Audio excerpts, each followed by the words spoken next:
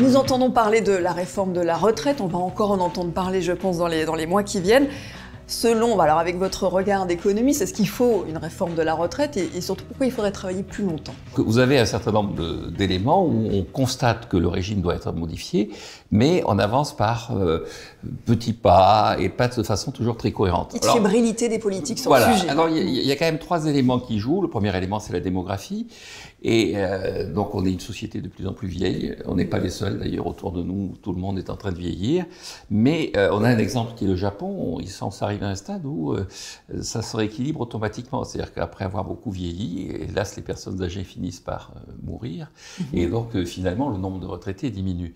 En France, le baby-boom commence en 1945. Vous prenez 83 ans d'espérance de vie, vous arrivez à 2028. Et un certain nombre de gens vous disent qu'il suffit d'attendre 2028-2030 et puis le problème va être réglé. Le problème va être réglé, les retraités vont nous quitter, hélas. Bon. Le deuxième enjeu, c'est un enjeu qui est un peu de qui paie pour qui.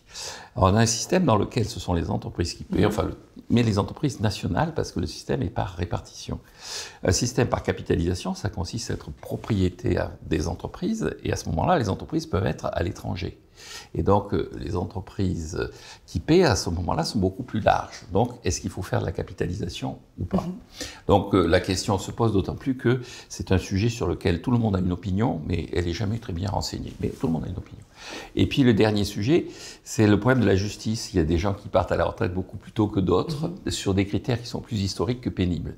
Et donc, qu'est-ce qui est juste, qu'est-ce qui n'est pas juste, c'est toujours très difficile à appréhender, sachant que ça se centre assez souvent sur l'âge de départ à la retraite. Donc il y a quand même ce sujet de l'âge oui. qui est important.